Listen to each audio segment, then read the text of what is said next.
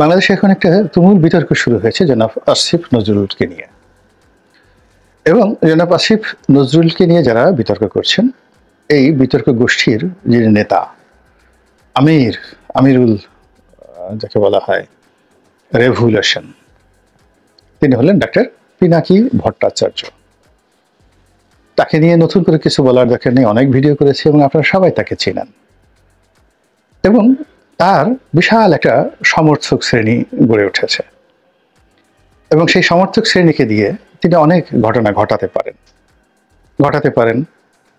তিনি প্রথম আলো, ডেইলি স্টারে যে ঘটনাগুলো ঘটিয়েছেন এটি দেখে বোঝা যায় এবং তার অনেক সিদ্ধান্তে, অনেক বক্তব্যে বাংলাদেশে অনেক কিছু হয়।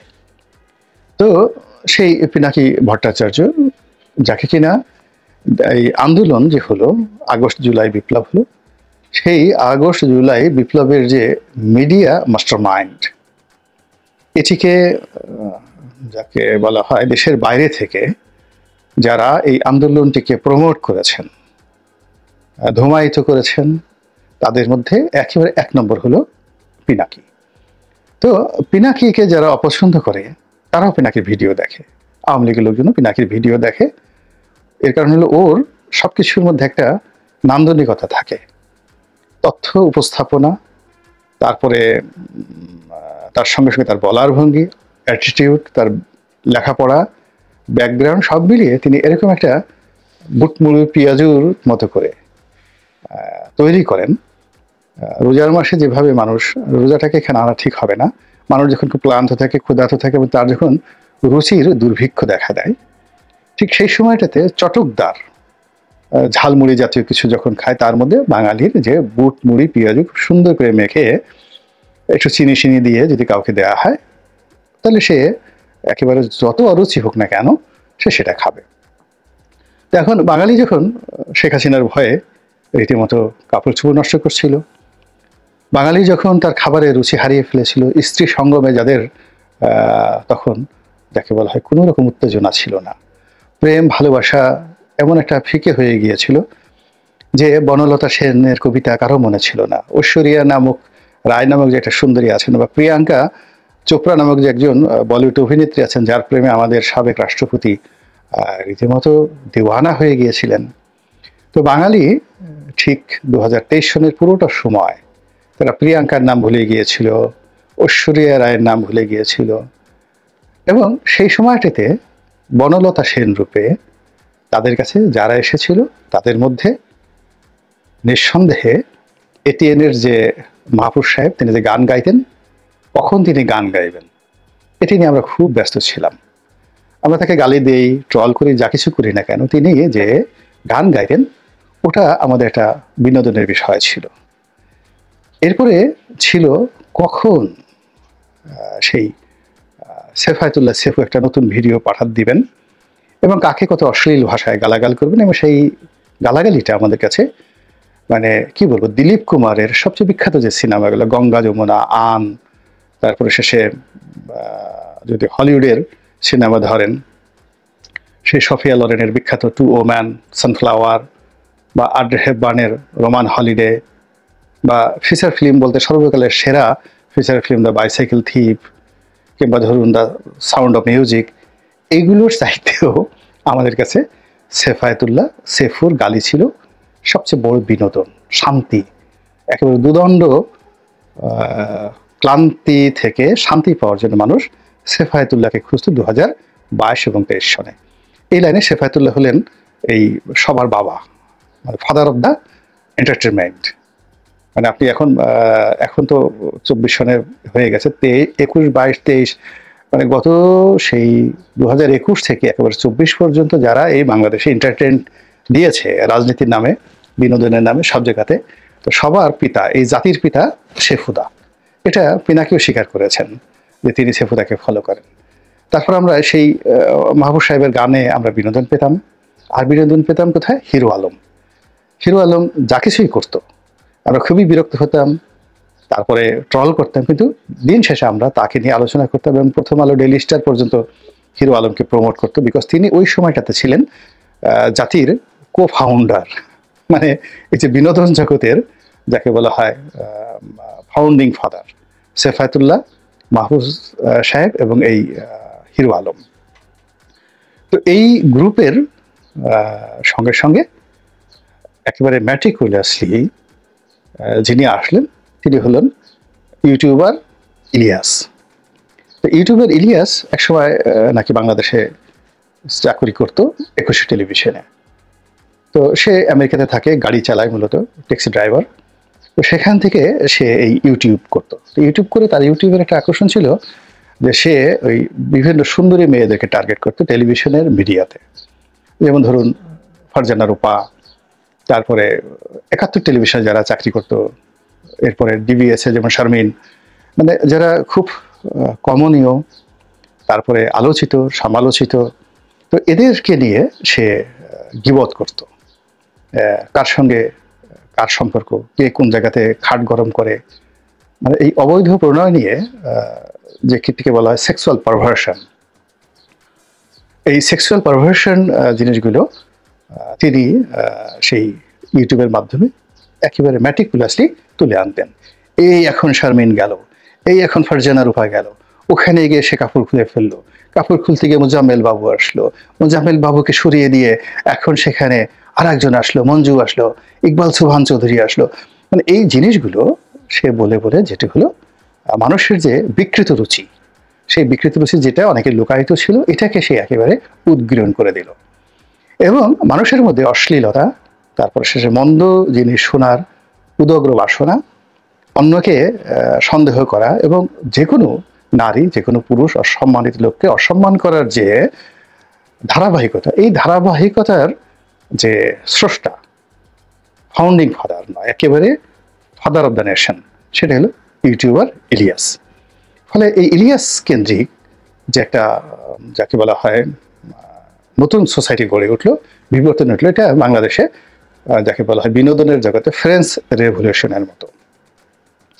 এখন সেই ফ্রেঞ্চ রেভলিউশনের উদ্যোক্তা ইলিয়াস, এবং তার বাংলাদেশে প্রচুর ভক্ত, এবং সে আসার কারণে এই তার যে গালাগালি এবং তার যে ধরন এবং প্রকৃতি, এটা ডাউন হয়ে গেল না, এটা ঊর্ধ্বে উঠে গেল। এবং আগে যারা মানে বিনোদন দিতেন, মাহফুজ সাহেব, তারপরে হিরো আলম, তারপর শেষে আপনার সেফায়েতুল্লাহ, তারা অবদমিত হয়ে গেলেন। এরা মানে যাকে বলা হয় ব্যাকডেটেড হয়ে গেলেন, সাবেক বিগত যৌবনা হয়ে গেলেন। এবং তার ইলিয়াসের যৌবন টকবগিয়ে যখন ফুটতে থাকলো, ঠিক সেই সময়টাতেই এই আন্দোলনটা ২০২৩ সালে দাঁড়া বাড়তে থাকলো। এবং ইলিয়াস যখন এই বিনোদন জগতের ওই যে তার যে sexual perversion and perverted attitude, mind, body and thinking, এই জিনিসগুলোতে তিনি যখন একেবারে সম্রাট হয়ে গেছেন, আলেকজান্ডার দ্য গ্রেট হয়ে গেছেন, ঠিক সেই সময় পিনাকির আবির্ভাব হলো। তো পিনাকি প্রথমে আমাদের মতো ফিচার করতো বা ফাহামের মতো সে যাকে বলে ভিডিও বানাতো, কিন্তু ওগুলো খেত না কেউ। তো দেখা গেল খুব অল্প সময়ের মধ্যে সে যখন ইলিয়াসকে অনুসরণ করা শুরু করলো, এবং উইথ হিজ এডুকেশন, ইলিয়াসের হয়তো লেখাপড়া আমি জানি না সে কোথায় পড়েছে বা তার লেখাপড়ার মান কি বা সে কোন পরিবার থেকে আসছে আমি কিছুই জানি না, বাট পিনাকির একটা ইতিহাস আছে।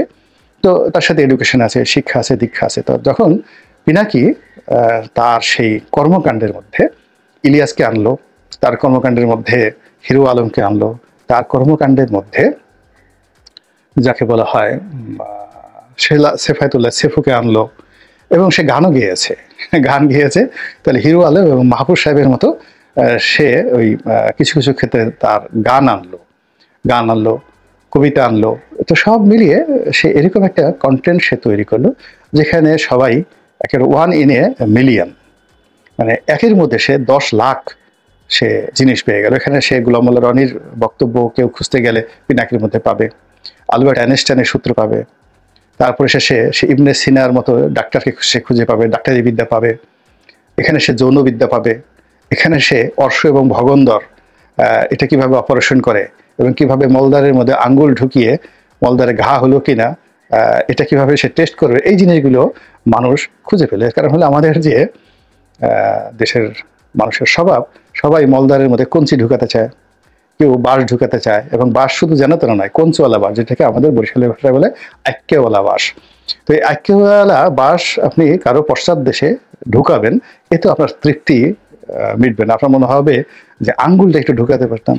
তো এই যে পশ্চাৎ দেশে আঙ্গুল ঢুকানোর যে প্রবৃত্তি, সেটাকে একেবারে বাস্তব জীবনে মডেল তৈরি করে দিলেন জনাব পিনাকি ভট্টাচার্য। ফলে বুম বুম, মার মার, কাট কাট, কিসের শাহরুখ, কিসের যাকে বলা হয় অক্ষয় কুমার, বা অন্য এই যুগেতে হলিউডের যারা সবচেয়ে নামকরা ব্লকবাস্টার, সেই জনি ডেপ বলেন বা অন্যান্য যারা বলেন, সব কিছু বাদ দিয়ে বাঙালির মন এবং মননে, শুধু এই বাংলা নয়, পশ্চিমবঙ্গায় পিনাকি ভট্টাচার্য হয়ে গেলেন ফাদার অব দ্য যাকে নেশন অফ এন্টারটেনমেন্ট ওয়ার্ল্ড, বিনোদন জগতের একেবারে অবিসংবাদিত জাতির পিতা, এতে কোনো সন্দেহ নেই। এবং এখনো পর্যন্ত তিনি সেই বহাল তবিতে আছেন। তো সেই জায়গা থেকে তিনি ডক্টর ইউনূসকে সমালোচনা করছেন, তারপর প্রথম আলোকে টার্গেট করেছেন, এবং তিনি সঙ্গী হিসাবে আবার সাবেক বিনোদন জগতের সাবেক পিতা ইলিয়াস, ইউটিউবার ইলিয়াসকে নিয়ে নিয়েছেন। কাজেই তার হাতটি এখন অত্যন্ত শক্তিশালী, প্রচণ্ড শক্তিশালী।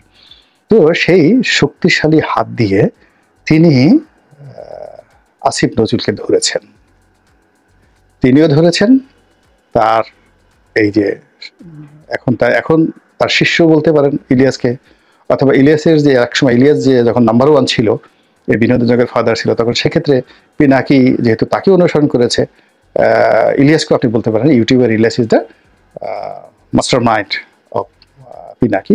বাট ফ্যাক্ট ইজ দ্যাট তারা এখন একত্রে কাজ করছেন, জয়েন্টলি কাজ করছেন দেশ এবং জাতির কল্যাণের জন্য, এই দেশকে ভারতের শোষণমুক্ত করার জন্য, এই জাতিকে নতুন স্বাধীনতার স্বাদ দেওয়ার জন্য, এই জাতিকে মানে আত্মপরিচয় বলিয়ান হওয়ার জন্য একটা নতুন কিছু তারা করার চেষ্টা করছেন। এবং সেই করার ক্ষেত্রে তাদের মনে হচ্ছে যে এই doctor Asif Nazrul he is the main culprit, তাদের সকল কর্মকাণ্ডের বাধা, প্রধান বাধা, এবং একে যে কোনোভাবে একে অপদস্থ করতে হবে, অপমান করতে হবে, তাড়াতে হবে, এবং একে শাস্তির আওতায় আনতে হবে।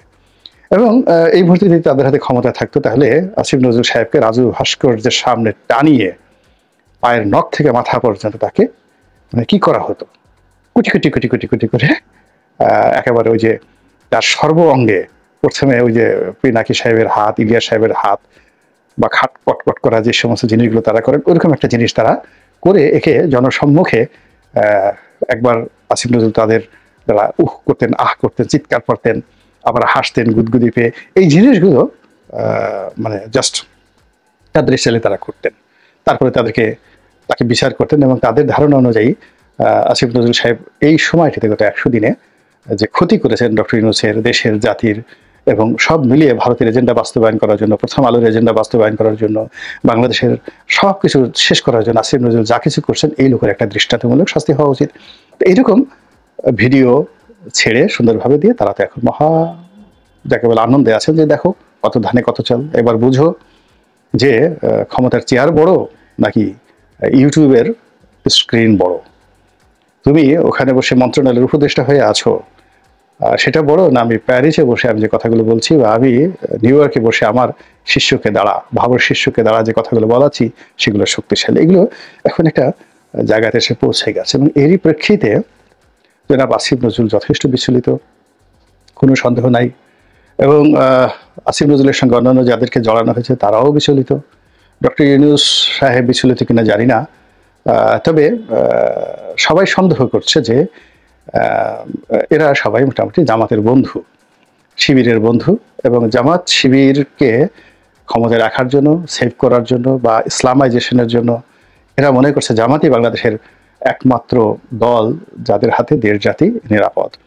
এবং এই জামাতের যে কর্মে যত বাধা, এই আসিফ নজরুল, এবং আসিফ নজরুলের সাথে জামাতের প্রথম দিকে যে দহরম মহরম সম্পর্ক ছিল, এটি যে কোনো কারণে হয়তো বাংলাদেশে জামাতের কারণে হয়েছে, বা আসিফ নজরুলের কারণে হয়েছে, বা ভারতের কারণে হয়েছে, বা প্রথম আলোর কারণে হয়েছে, অথবা পিনাকি ইলিয়াসদের কারণে হয়েছে, what ever maybe, does not matter, এটা হয়ে গেছে। এখন এই যে পরিস্থিতি, সেই পরিস্থিতিতে কি করবে ডক্টর আসিফ নজরুল? তাকে নিয়ে যে যেভাবে পাচ্ছে ট্রল করছে, তাকে সবাই ভয় দেখাচ্ছে, এবং সেই ভয়ের কারণে দেখলাম যে সে মাটির সঙ্গে একদম মিশে গেছে, এবং সে রিয়েলি ভয় পেয়েছে। ভয় পাওয়ার পরে সে ফেসবুক স্ট্যাটাস দিচ্ছে, এবং তারপরে সে পিনাকিকে নিয়ে কথা বলছে, ইলিয়াসকে নিয়ে কথা বলছে পরোক্ষভাবে, সরাসরি নাম যে নেবে এই সাহসও তার নাই। পিনাকির যে নাম নেবে বা ইলিয়াসের যে নাম নেবে এই সাহস ডক্টর আসিফ নজরুল সাহেবের নেই। ফলে তিনি একবার বলছেন যে এক ভদ্রলোক আছেন তাকে জাতির পিতা না বানানো পর্যন্ত থাকবে না। তো আসিফ নজরুল যতই ভয় পাক না কেন, পিনাকি তো ভয় পান না। তিনি আবার বিরোধর হয়ে বলছেন আমাকে ইন্ডিকেট করে এসব কথাবার্তা বলা হচ্ছে। তিনি আবার হুমকি দিয়েছেন এবং সেই হুমকি পেয়ে আসিফ নজরুল আবার ভয় পেয়েছেন। আবার ভয় পেয়ে বঙ্গভবনে কি করেছেন, গণভবনে কি করেছেন, 5 তারিখে, 4 তারিখে, 3 তারিখে কি করেছেন সেই প্রমাণগুলো আবার তিনি উপস্থাপন করেছেন। এবং এই প্রথম আমি আসিফ নজরুলের একটা বিষয় দেখলাম যে তিনি বলতে গেলে বন্ধুহীন। মানে এই সময়টিতে তার পক্ষে কেউ দাঁড়াচ্ছে না, তিনি একা। এবং কোনো উল্লেখযোগ্য ব্যক্তি তার পক্ষে একটা ও শব্দ করছে না, টু শব্দ করছে না, তাকে সেভ করার জন্য তার পক্ষে একটা স্ট্যাটাস দিচ্ছে না কোন উল্লেখযোগ্য ব্যক্তি। অনেকেই নিচে নিচে বলছে, যারা হয়তো ইলিয়াসকে পছন্দ করে না, পিনাকিকে পছন্দ করে না, তারা হয়তো বলছে। কিন্তু সত্যিকার অর্থে একটা ভালো জায়গা থেকে উনি তো সমাজের যে এলিট যে সোসাইটি মেনটেন করেন, ওনার পক্ষে মাহফুজা নামের বক্তব্য দেওয়া উচিত, ওনার পক্ষে প্রথম আলোর বক্তব্য দেওয়া উচিত।